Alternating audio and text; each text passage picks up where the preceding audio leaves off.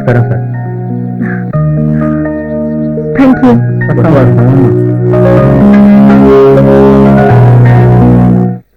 Hi hi.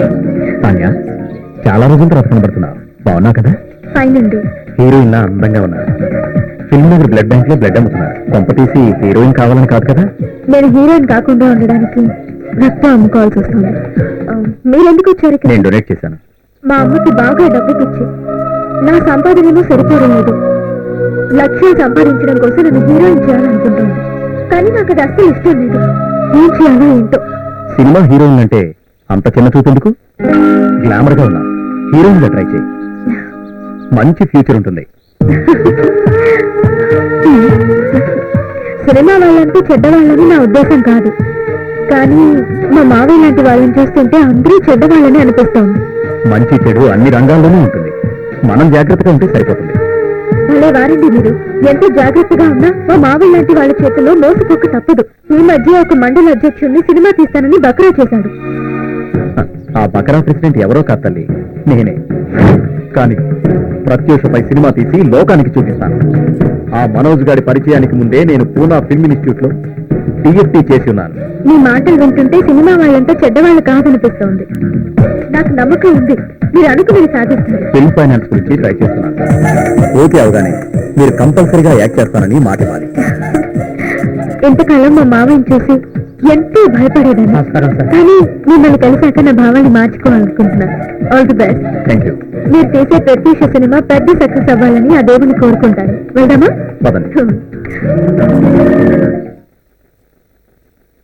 పిన్ని, ఇదిగో.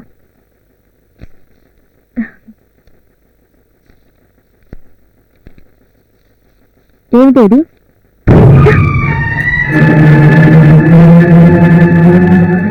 ఎందుకు పనికొస్తుంది లిస్ట్ డబ్బు? నువ్వు సత్యాంత వరకు యోగా టీచర్ గా పనిచేసినా ఆ డబ్బు నీ బాబుని బతికడానికి సరిపోదు. వాటి ట్రీట్మెంట్ కి లక్షలు కావాలి. ఎలాగైనా సరే తీసుకుంటా.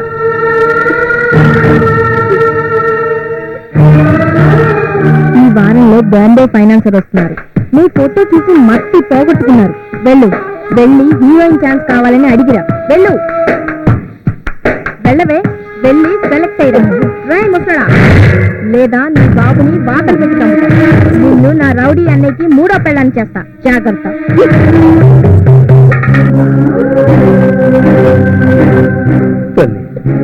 నాకు ఇష్టమైన పని ఇది చెప్పిందని చెయ్యొద్దు. కాటికి చేరే వయసులో నేను ఏమైనా పర్వాలేదు. ఒకే రాక్షసి ఆర్టిస్ట్ గా పరిచయం అయ్యావు. నన్ను ఒళ్ళో వేసుకున్నావు. నువ్వు నీ అన్నయ్య కలిసి నిన్ను స్థితికి తీసుకొచ్చారు. ఇప్పుడు నా కూతురు బతుకు కూడా నాశనం చేస్తున్నారు. మీరు బాగుపడరే, మీరు బాగుపడరు. రెచ్చిపోతున్నావు. బతికుండంగానే కూర్చి పెడతా. ప్లీజ్ నాన్న ఏమనొద్దు. నువ్వు చెప్పినట్టే వింటారు. భగవంతుడా, ఒక కంటి లేని ఆనంద బాష్పాల్ని, కన్నీటి సముద్రాన్ని దాచావు. చదువుల సరస్వతిగా అందరి అభిమానాన్ని పొందుతున్న సమయంలోనే నా జీవితంలో పెను విషాదాన్ని నింపావు. ఇక నాకు చావే దిక్కు. గుర్తుందా? నీకు వచ్చిన ప్రాబ్లం ఏంటి? దేవుడు మనల్ని పుట్టించింది బతకడానికి కానీ చావడానికి కాదు. బతికి సాధించేదేమీ లేనప్పుడు చావడంలో తప్పేం లేదు కదక్క. అసలు నీ సమస్య ఏంటో చెప్పు. అక్క, నా పేరు భవాని. ఎంసెట్ లో స్టేట్ టాపర్ని. కానీ దురదృష్టం నాకు దేవుడిచ్చిన వరాన్ని కూడా శాపంగా మార్చింది. ఎంసెట్ టాపర్ భవాని నువ్వేనా? అవునక్క, ఆ భవాని నేనే. చిన్నప్పుడే అమ్మ చనిపోయింది. ఆ ఏడు తెలియకుండా పెంచాడు మా నాన్న. స్టేట్ ఫస్ట్ టైంకి వచ్చినప్పుడు పేపర్లో నా ఫోటో చూసి ఆ మనోజ్ గాడు వాడు నీ జీవితంతో ఆడుకోవాలనుకున్నాడా? అక్క, వాళ్ళకి తెలుసా? వాడు నా మేనమామ. వాడి వల్ల నేను చాలా ఇబ్బందులు పడ్డాను. నీలాగా నేను చావాలనుకుంటే ఇప్పటికీ 100 సార్లు చచ్చుండేదాన్ని. అక్క, జీవితం ఇంద్రధనుసు లాంటిది. అందులో 7 రంగులుంటాయి. సుఖం తర్వాత కష్టం, కష్టం తర్వాత ఏడుపు, ఏడుపు తర్వాత నవ్వు అన్నీ ఉంటాయి. ధైర్యంగా జీవితాన్ని ముందుకు సాగించాలి. నేను చదవలేనక్క. నా ఫ్రెండ్స్ అందరి ముందు హీరోయిన్ అవుతానని గొప్పగా చెప్పాను. ఇప్పుడు వెనక్కి వెళ్తే వాళ్ళు నవ్వుతారు. సినిమా ఫీల్డ్ లో నువ్వు అనుకున్న లక్ష్యాన్ని సాధించడానికి ప్రయత్నించు. జరిగిన అనుభవాలతో సినిమా ఫీల్డ్ అంటేనే భయంగా ఉంది. ఇండస్ట్రీలో ఒకడు చెడ్డవాడైతే దాని అర్థం ఇండస్ట్రీ మొత్తం చెడ్డదని కాదుగా. నువ్వు నిజాయితీగా కష్టపడ్డావనుకో, నీకు మంచి భవిష్యత్తు ఉంటుంది. నువ్వు ఎలా చెప్తే అలా వింటేనక్క.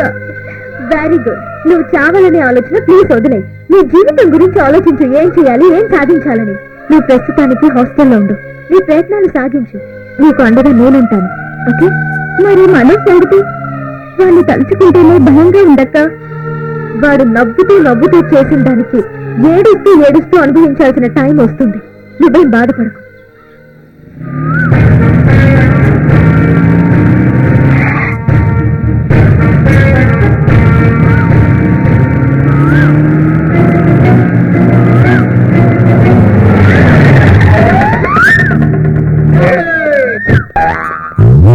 ఎవట్రా నువ్వు రోడ్డుకి అడ్డంగా కారు పెట్టావు?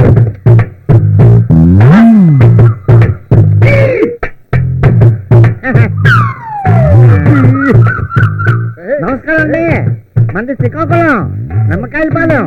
మన పేరు బక్రాయుడు. అయితే ఏంటి, నేనెవరో తెలుసా? నువ్వెవరో తెలియడానికి నువ్వేమైనా అంకుశం రాజశేఖరవి అస్థి పరశురామని అనుకుంటున్నావేంటి? నీ యూనిఫార్మ్ చెప్తున్నది ఆఫ్రాల్ ఎస్ఐ గారు అని. కౌంటర్లకు గట్టిగా ఉన్న గట్టి స్ట్రిక్ట్ ఆఫీసర్. తెలుస్తూనే ఉంది, స్ట్రిక్ట్ ఆఫీసర్ అని. తెలుసా? ఆ, అంటే ఏంటి? ఏంటి కర్ర ఆఫీసర్ అని. ఏరా, చివరికి నీకు కూడా లోతువైపోయానా? సరే, ప్రాబ్లం ఏంటో చెప్పు. నాకా మీకా? పొద్దున్నే లేచి ఎవడి మొహం చూసానా గానీ నీ పెళ్ళ మొఖం చూసుంటాను. పొద్దున్నే లేవగానే పెళ్ళ మొఖం కదండి చూసేది. ఈ లాజిక్ నాకు నచ్చింది. అన్ని మెంటల్ కేసులు తగులుతున్నాయి. నీలో నేను గొడుక్కోవడమే కానీ మా బాధ వింటారనేదా? చెప్పు. మా తమ్ముడికి సినిమాలు పిచ్చి. హైదరాబాద్ నగెత్తుకొచ్చి ఫిలిం నగర్ లో తిరుగుతున్నాడు. ఎంత వయసు ఉంటుంది అతనికి? నా వయసే. నేను ఫిలిం నగర్ ఎస్ఐని, పేరు ధర్మారెడ్డి. సంతోషం. మీ వాడిని పట్టి అప్పగించాలి, అంతేగా? అవును. మ్యాటర్ డీటెయిల్డ్ గా చెప్పు, నేను సెటిల్ చేస్తా. నాకు మా తమ్ముడు కలిపి 100 ఎకరాలు ఉంది. మా నాయనమ్మ నట్టుకొచ్చిన 100 ఎకరాలు ఇస్తుందట. లేకపోతే రాములవారి కోసం రాసేస్తుందట. అదో గోల.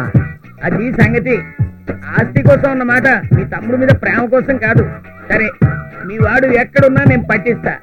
నా స్వామి రామ్ గారు దొరకలేగానే 2 ఎకరాలు నీకు రాసేస్తా. ఆయన్ని కొల్లగొట్టేస్తా. తెగ తిప్పిస్తున్నాడు. స్థలం కూడా కొనలేకపోయారని మేడం ఏమైనా ఉతిగా అరేశారు. నాకు తెలుసు. ఫ్లాష్ బ్యాక్ లొద్దు. ఇంకా నీ పని అయిపోయినట్టే బ్రదర్. ఏంటి బెదర గదర అసలు కలిపేస్తున్నావు? నువ్వేంటి మా అమ్మ సైడ్ చుట్టమా బాబు సైడ్ చుట్టమా? అంటే అయితే మా ఆస్తిలో వాత కొట్టేద్దామనేటి. నాయనో, నేను ప్రేమతో బ్రదర్ అని పిలిచాను రా బాబు. సరేనే, మా వాడిని అట్టుకున్న తర్వాత నేను స్టేషన్కి రావాలా? నేనే నీ దగ్గరకు వస్తా. ఓహో. సరే గాని మీ వాడిని గుర్తుపట్టడానికి ఫోటో ఏదన్నా ఉందా? ఉందే. ఏది? అదే.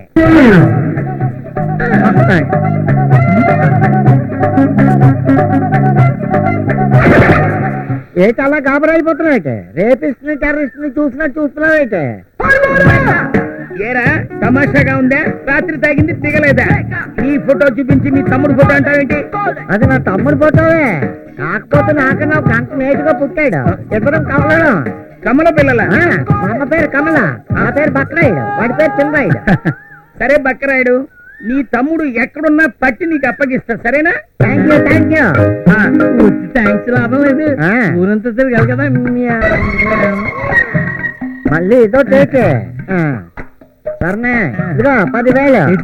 ఇంత పెద్ద పనికి 10,000? గుంటను పట్టుకొని పెద్ద పని అయితే అందరికి ఇది ఉంచు. ఇందా, ఇదిగో నువ్వు 24 గంటలు ఇదే పని మీద ఉండాలా? నేను ఆ పని మీద ఉంటా, నువ్వు ఆ పని మీద ఉండు. మళ్ళీ నాకు పని అప్పచెప్తావైతే? పని లేదు, పాడు లేదు.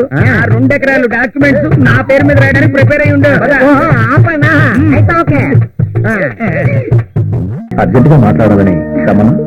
సత్యం గారు, మీరు యాక్టర్, ప్రొడ్యూసర్, డైరెక్టర్, మీరు నిజంగా సూపర్ అండి.